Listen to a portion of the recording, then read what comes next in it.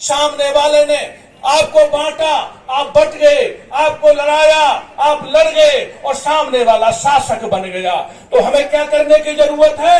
हमें ये करने की जरूरत है कि हमें अपना जो जाति उपजातियों में जो हमारा बिखराव है, जाति की उपजाति छोड़ो और आपस में सब नाता जोड़ो। हमें ये बिखराव समाप्त करके हमें एक भाईचारा बनाना होगा।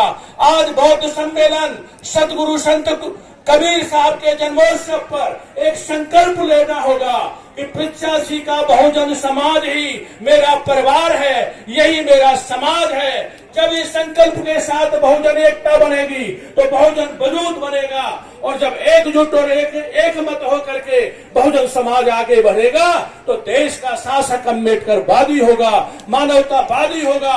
तभी सम्मान बचेगा, तभी संविधान बचेगा और तभी अधिकार बचेंगे।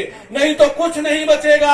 आपको वहीं पहुंचा दिया जाएगा जहां से बाबा साहब उठा करके लाए थे। आपको बंधुआ मजदूर और गुलाम बना दिया जाएगा। एक बड़ा खतरा हमारे सामने खड़ा हुआ है।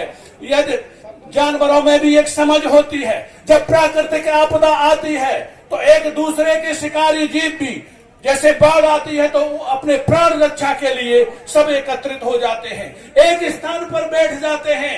इंसान और मानव तो सबसे समझदार कौम है, सबसे समझदार जाति है। तो मानव को इस आफत से निपटने के लिए, संकट से उभरने के लिए, अपने पीढ़ियों का अस्तित्व बचाने के लिए एकजुट और एक राय होने की जरूरत है। तो आज के दिन ये संकल्प लेके जाएं कि जात और उपजातियों का बिखराव जो आप भी मानते हो और जो समाज को बांटने का काम करता है, समाज को लड़ाने का काम करता है, वो इस देश का सबसे बड़ा राष्ट्रद्रोही है। और जो भारतीय संविधान के अनुसार काम करता है, व्यवहार करता है और आचरण करता है, वो देश का सबसे बड़ा राष्ट्रभक्त है। तो जो अम्बेडकरवादी है वो देश का सबसे बड़ा राष्ट्रभक्त है।